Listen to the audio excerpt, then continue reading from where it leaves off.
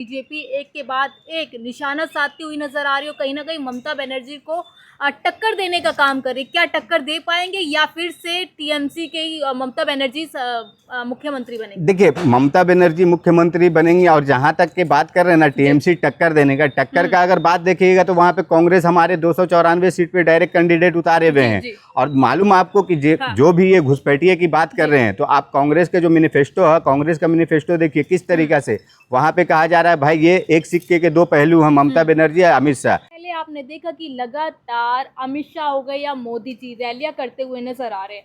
आज अमित शाह पश्चिम बंगाल के वीरभूम में रैली करते हुए नजर आ रहे हो। कहीं ना कहीं वो ममता बनर्जी को टारगेट या निशाना साधते हुए नजर आ रहे हैं। उनका कहना है कि ममता बनर्जी हमारे जो हिंदू विरोधी हिंदू समाज को कहीं ना कहीं टारगेट करे। जिस तरीके से ममता सरकार ये कहती है कि पश्चिम बंगाल में सब कुछ सही है, लेकिन जिस तरीके से वहाँ पर रामनवमी को दंगे होते हैं, सरस्वती पूजा को दंगे होते हैं, उसको लेकर भी उन्होंने कहा। तो इसी मुद्दे पे बातचीत करने के लिए हमारे साथ सर मौजूद है। जानने की कोशिश करेंगे इस बार पश्चिम बंगाल में कौन आएगा, और दूसरी चीज़ ये भी जानने की कोशिश करें क्या ममता बनर्जी लगातार हिंदुओं को टारगेट करने की कोशिश कर रही हैं। सर क्या कहेंगे, पश्चिम बंगाल में जिस तरीके से लगातार चुनाव प्रचार हो रहा है, बीजेपी के घोषणा पत्र भी जारी हो गए हैं, पहला सवाल क्या इस बार ममता बनर्जी फिर से कमबैक करेंगी या बदलाव होगा? देखिए, ऐसा नहीं है। ममता बनर्जी ने जितना काम किए हैं, जो भी काम किए हैं बंगाल के लिए, बहुत अच्छा काम किए हैं। और जहाँ तक सवाल है अमित शाह जी का इस तरीका का बयान देना कि वहाँ पे हमारी सरकार बन रही है, ये सब कुछ नहीं होने वाला। क्योंकि देखिए, बंगाल की जनता हो या पूरे देश की जनता भारतीय जनता पार्टी को सही तरीके से जानती है, समझती है कि क्या है, कैसे हैं ये लोग। और ये लोग क्या जुमलेबाजी कर रहे हैं, और जुमलेबाजी से सरकार इस बार सोच रहे हैं कि बंगाल में बना लेंगे, बनने वाली नहीं है। ये हुमायूं कबीर के साथ मिल के उनके साथ घुसपैठिया वाला काम कर रहे हैं, पैसा लेके दे के कर रहे हैं। ये सोच रहे हैं ना कि वहाँ पे मुस्लिम हिंदू करने के लिए, ये सब कुछ नहीं होने वाला।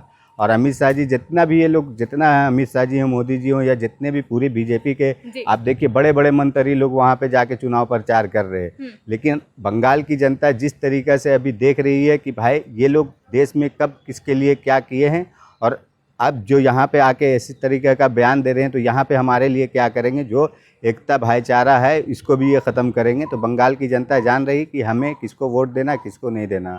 अमित शाह ये भी लगातार कह रहे हैं, अपने घोषणा पत्र में भी उन्होंने कहा है कि घुसपैठियों को हम कहीं ना कहीं सीमा से दूर करेंगे। और आज भी उन्होंने एक बयान दिया है कि बंगाल के साथ साथ पूरे देश में घुसपैठियों को भगाना। मैडम देखिए, घुसपैठिए का ये सवाल जब आ रहा है तो कहाँ से आ रहा है, कब आ रहा है, क्यों आ रहा है? आप देखिए, इलेक्शन का टाइम आता है तो जब भी घुसपैठिए आ जाते हैं। आपने इससे पहले बिहार में इलेक्शन के कैंप भी देखे होंगे, किस तरीके से वहाँ पे भी घुसपैठिए को निकाला जा रहा था। लेकिन घुसपैठिए गए कहाँ? और ये जिस तरीके से बोल रहे हैं घुसपैठिए को निकाला जाएगा, तो क्या घुसपैठिए को पकड़ना और निकालना क्या ममता बनर्जी के हाथ में था?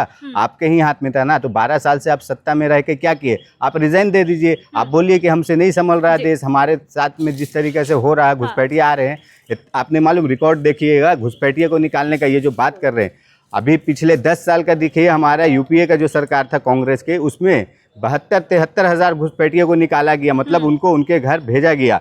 लेकिन आज ये 12 साल के आप देखिए, 12 साल में कितना 5,000 कुछ लोगों को निकाला गया है भारतीय जनता पार्टी के राज में। अब ये लोग घुसपैठिए का बात करते हैं, इतना तो घुसपैठिए हैं कहाँ? और हैं तो आपने निकाले कितना, सिर्फ 5,000 12 साल में। कह रहे हैं कि घुसपैठियों को निकालना, कहना, आप कह रहे हैं कहाँ? नहीं, कहना इनका क्या नहीं, ये वोट के लिए सिर्फ जनता को भ्रमित करते हैं कि घुसपैठिए हैं इस तरीके से। आप बताइए ना, है तो फिर जनता को दिखाइए ना। आपने बिहार में दिखाए क्या, एक भी घुसपैठिए निकले क्या? अभी ये देखिए बंगाल में हो रहा ना, अभी यूपी में इलेक्शन चालू हो गई, यूपी में भी ये लोग घुसपैठिया करेंगे। लेकिन घुसपैठिया कहीं से कोई ये लोग निकाल नहीं पाते हैं। ये लोग कैसा है ना, जान रहे हैं कि जनता को ना अपना भ्रमित करने का, और मूर्ख बना रहे हैं। मूर्ख की मंडली इन लोग जैसे है ना भारतीय जनता पार्टी लोग, इनके अंदर में जो इतने भी अंधभक्त लोग ना, अंधभक्ति फैलाना चाह रहे हैं और कर रहे हैं ये।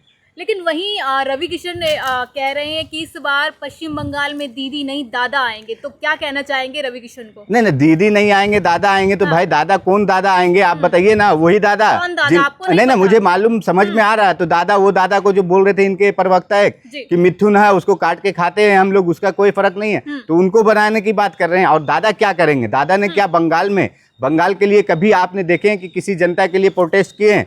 आज जिस तरीका से बंगाल में कोई भी ऐसा बात होता है, कहाँ पे आपको दिखते हैं कहीं पे दादा? और ये लोग क्या है ना, सिर्फ एक बात कर रहे हैं कि दादा आएंगे, दादा आएंगे। दादा क्या करेंगे? दादा इसके जो बैठे हैं दिल्ली में, तो ये लोग क्या कर रहे हैं? इन लोगों के विकास करेंगे ना? अरे नहीं, विकास करेंगे कुछ इनके दादा के ऊपर भी जो है ना, मोदी जी, उन्होंने कुछ 12 साल में विकास किए हैं देश में, और ये अभी बंगाल में करेंगे विकास। ये लोग सिर्फ बंगाल को ना जो चाह रहे हैं ना कि कुश्ती का अखाड़ा बनाकर और हम जीत लेंगे, और ईवीएम के और चुनाव आयोग के सहारे जो, तो ये सब कुछ नहीं होने वाला बंगाल। तरीके से लगातार बीजेपी एक के बाद एक निशाना साधती हुई नजर आ रही हो, कहीं ना कहीं ममता बनर्जी को टक्कर देने का काम करे। क्या टक्कर दे पाएंगे, या फिर से टीएमसी के ही ममता बनर्जी मुख्यमंत्री बनेंगे? देखिए, ममता बनर्जी मुख्यमंत्री बनेंगी, और जहां तक के बात कर रहे हैं ना टीएमसी टक्कर देने का, टक्कर का अगर बात देखिएगा तो वहां पे कांग्रेस हमारे 294 सीट पे डायरेक्ट कैंडिडेट उतारे हुए हैं। और मालूम आपको कि जो भी ये घुसपैठिए की बात कर रहे हैं, तो आप कांग्रेस के जो मैनिफेस्टो है, कांग्रेस का मैनिफेस्टो देखिए किस तरीका से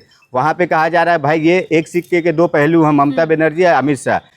ये क्यों कहा जा रहा है? ठीक है भाई, उन्होंने सिर्फ इतना किए हैं कि जो बोलते हैं ना आपसी सौहार्द बना के रखी है ममता बनर्जी ने, लेकिन ये नहीं उनका हो पाया कि वहाँ पे जो विकास होना चाहिए, लोगों के लिए काम करना चाहिए, ये नहीं हुआ।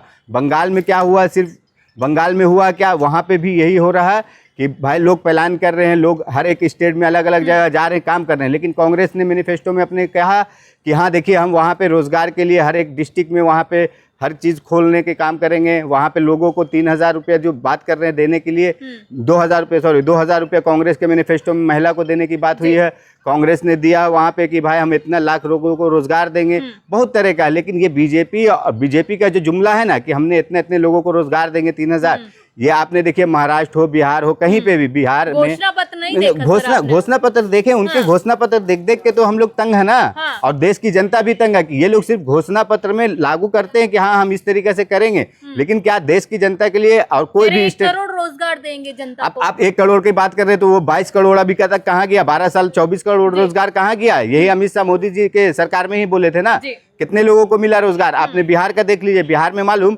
जो पैसा दे रहे थे इन्होंने 2-2 हजार रुपया देने का बात किए थे, क्या हुआ? नहीं मिला।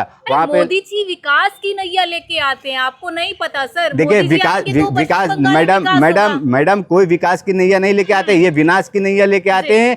जनता का वोट लेते हैं, जनता को पहले आपको लालच देते हैं कि हाँ हम आपको इतना पैसा दे रहे, इतना रोजगार दे रहे, इतना ये कर रहे, और उसके बाद कुछ नहीं कर रहे। आप अभी देखिए ना, ताज़ा बिहार का देखिए, बिहार के इलेक्शन के टाइम में किस तरीके से हंगामा हुआ था, लेकिन अब इलेक्शन के बाद देखिए वहाँ पे लाइट फ्री करने के लिए बात किए थे 125 यूनिट, वो लाइट बंद हो गया। वहाँ पे बात लग नहीं रहा कि अगर पश्चिम बंगाल में बीजेपी आएगी तो काम करेगी। बीजेपी आने का बात कर रही है, वहाँ पे खाता ना खुले बीजेपी का, आप ऐसा बात कर रही है मैडम। चैलेंज मतलब क्या है ना, ये लोग देखिए ये क्या कर रहे हैं ना, आप देखिए SIR के तहत जो इन्होंने 91 लाख वोट काटे हैं, 91 लाख वोट किसका काटे, कहाँ पे काटे, आपको भी मालूम है, जग जाहिर है कि हाँ कितने माइनॉरिटी और मुस्लिम लोग का वोट काटा गया वहाँ पे। और ये जो काटे हैं ना, तो ये जो पहले ममता बनर्जी का जो देख रही थी कि जहाँ जहाँ पे कैंडिडेट मजबूत है, कितना % वोट से जीत रहे हैं, हार रहे हैं, तो उस तरीके से इन्होंने काटे हैं। लेकिन अब वहाँ पे दूसरा तीसरा अब नया विकल्प आया। देखिए पहला ममता दीदी थी, ममता दीदी के बाद अभी बीजेपी, दोनों नूरा कुश्ती कर रही थी, और अब वहाँ पे तीसरा विकल्प है कि कांग्रेस, और कांग्रेस के लिए लोग वहाँ पे ना जनता वोट देने के लिए तैयार है, और विकल्प नया अपना तैयार कर चुकी है कांग्रेस के। क्या लग रहा है, कांग्रेस खाता खोल पाएगी मैडम? पश्चिम बंगाल में खाता खोलने की आप बात करें, कांग्रेस का इतना अच्छा प्रदर्शन होगा पश्चिम बंगाल में ना कि आप देखिएगा कि हाँ क्या कांग्रेस ने किया, और कांग्रेस के प्रति वहाँ की जनता का भावना जाग चुका है कि हाँ कांग्रेस ही है जो देश का विकास करती है।